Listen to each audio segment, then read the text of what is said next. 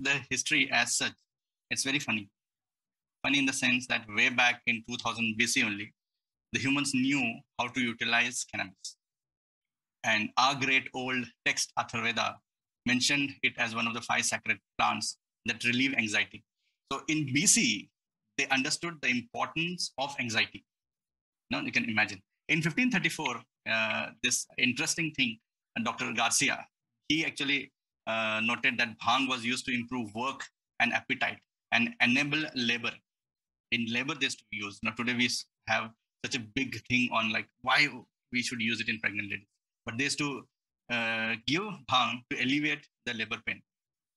In 1798, interestingly, the British India at that time saw that there is a huge amount of public who consume bhang on regular basis. So they said, let's make money from that.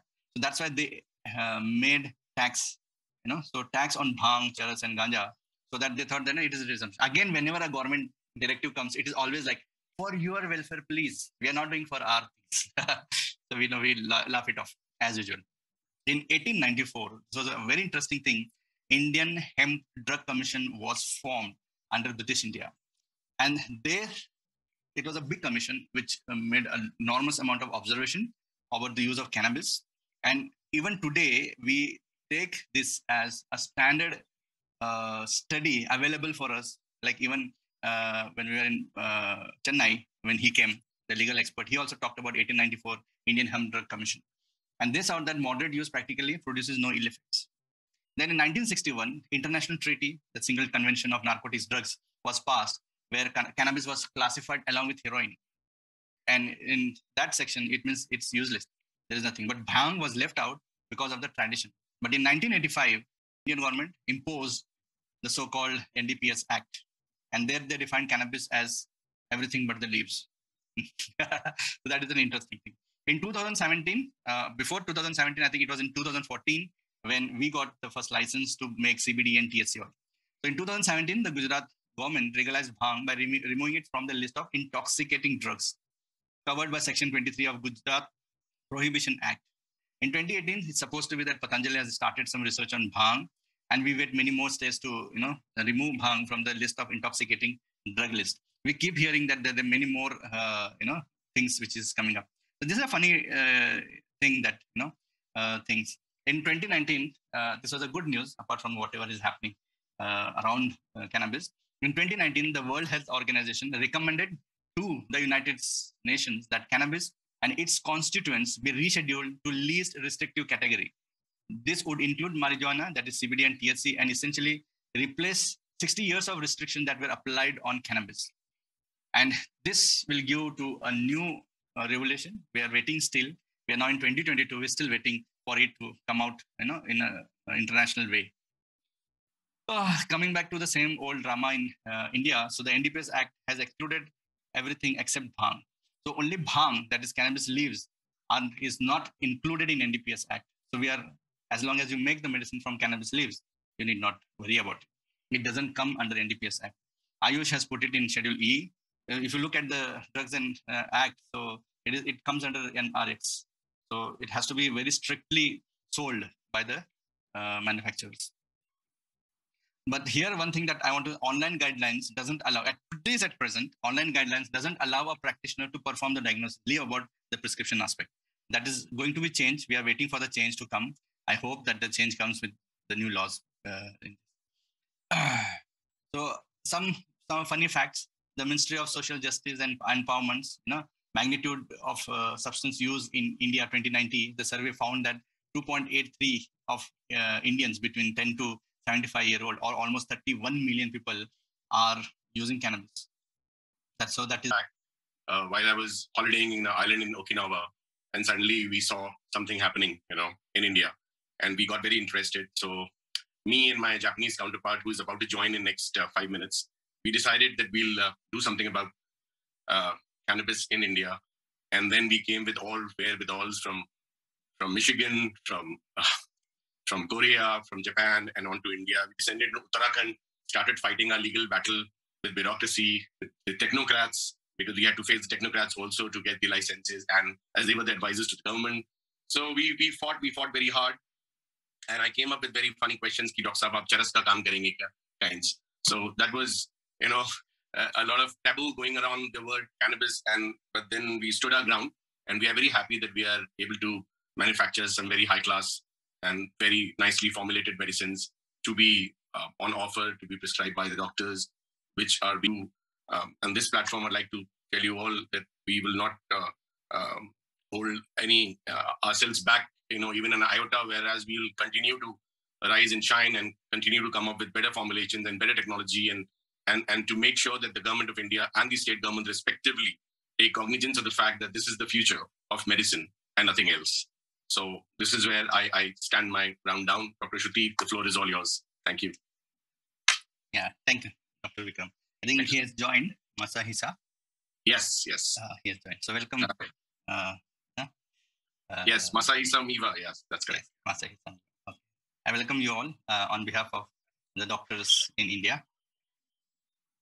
Hello, Dr. Tahir. This is Masahisa. Thank you for joining in. Yes. Sorry, I'm just driving at the moment, so I'm just going to listen to your guys. Sure. Okay, thank you. So, Dr. Shruti, if you're ready, let's start. So, I'm inviting Dr. Shruti Sridhar. She needs no introduction. She started her journey into integrative medicine in a big way and has been helping people in Pune, where she has her setup. So, and then. So thank you, Dr. Tahir, for giving me this opportunity. So today I'm going to be talking about use of cannabinoids in chronic pain. And before going into cannabinoids, I think I'm going to first explain the aspect of chronic pain, because that is something that doctors are dealing with on a daily basis. And it's a complicated subject. And it's one of my favorite subjects. That's why I love the presentation which I made today. So what is the purpose of pain? Okay, let's start from there. Now, why God has given pain, or why do we experience pain, is to divert our attention to something that is harming our body or mind. So that is the entire purpose of pain. Once that particular problem is addressed, the cause is eliminated, the pain should ideally subside. Right? Now, this aspect of switching on and off of the pain does not happen in chronic pain. So in chronic pain, a person is constantly in pain. Whether there is a stimulus, there is no stimulus, there is something which is triggering it, something not triggering it. And this pain is something that doesn't respond to any of the conventional medications. Now, it can be given as any label. It can be called as fibromyalgia. It can be called as chronic fatigue. It can be called as rheumatoid arthritis, anything. But in essence, the person is unable to function in life properly because of this debilitating pain that they have. Now, the question is, why is the body unable to switch off the pain signals? So what can we do in such a case? So if you try to categorize pain, I have divided into these three categories, and I'll explain you why. Now, the first category here is nociceptive pain or inflammatory pain. I have clubbed these two together because nociceptive pain basically means an external injurious stimuli. For example, it could be cold, heat, chemicals, radiation, etc., which damages or which causes the perception of pain. And inflammatory pain is something in the internal milieu or the internal environment of the body, which is triggering the same pain signals. So these two are clubbed as one. And then there is something called as neuropathic pain, which happens because of damage to the nerves. We will see eventually what it is.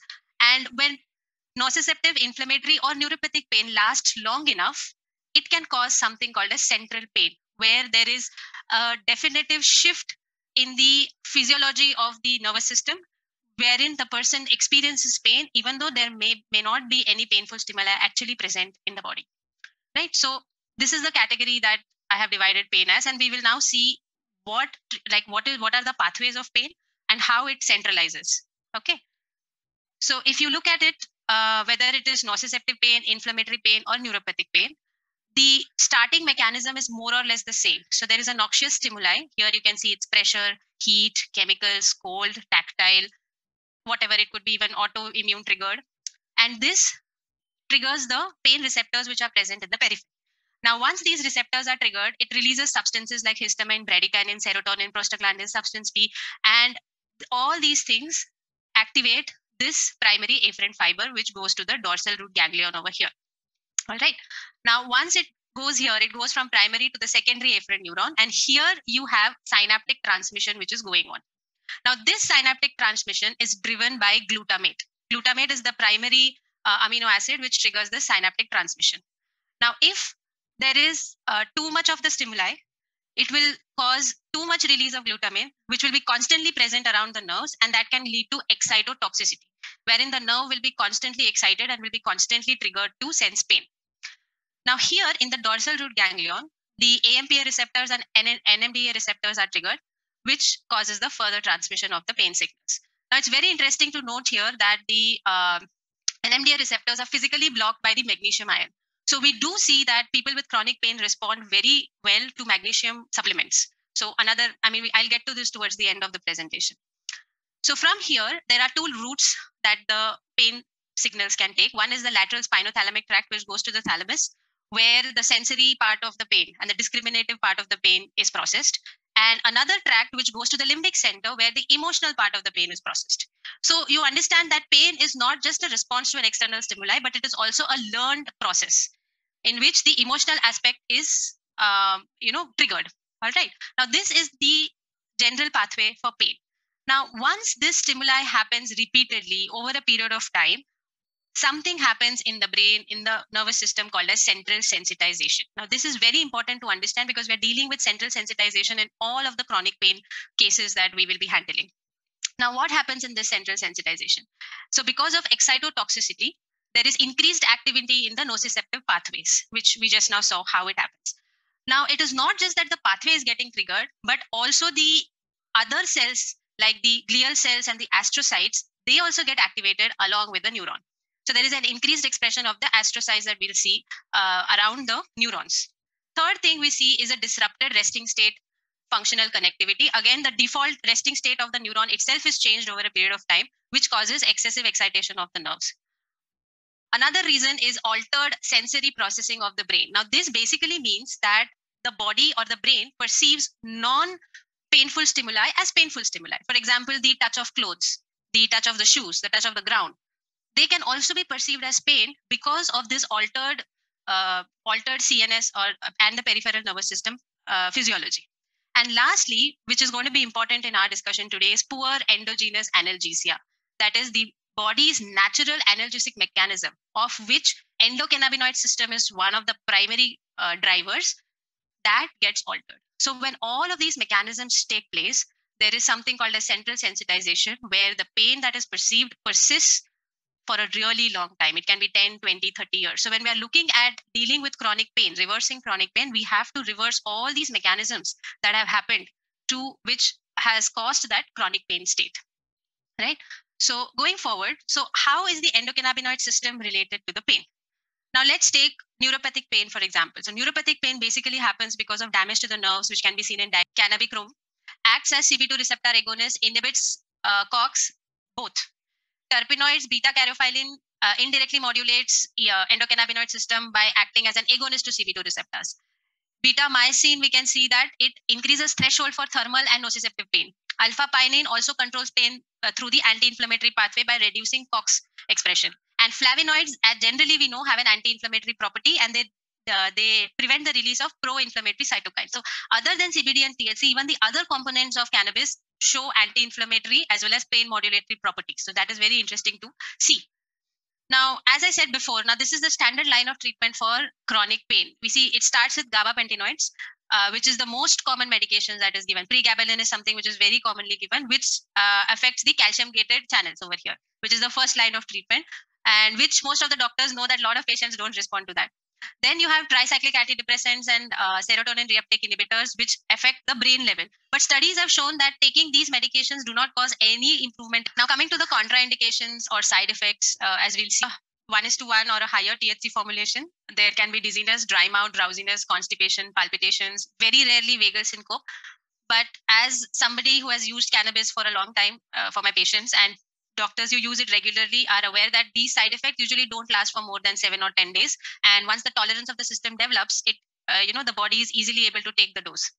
And as you can see in the second point, managing the side effects, you have to just adjust the dose, have regular follow-ups for first 6 weeks. So once the dosage is established and the patient is comfortable consuming it, the compliance is much better.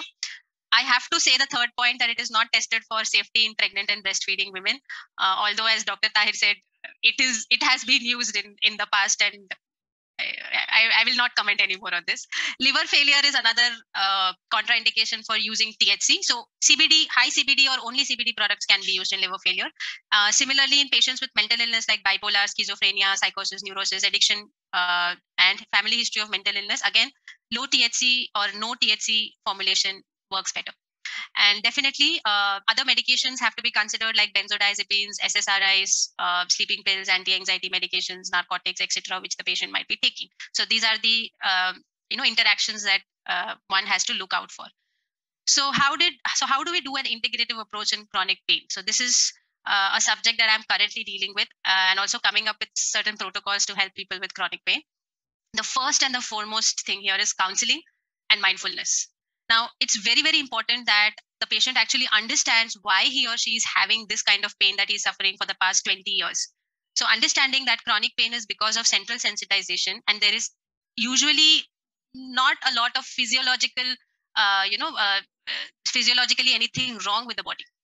There's one interesting study, it's called as the Boulder Back study, where they took some 160 patients with lower back pain, and most of them were on opioids for pain relief. And they did an MRI scan of the spine, and they found out that there was absolutely no structural deformity in 96% of the participants. So there was no correlation between why they had the back pain and what actually the MRI was showing. So she depicted much better photo than I have done. But I think essentially we need to understand which painkiller works where. So we know all these things. She has explained it so beautifully. So just to add,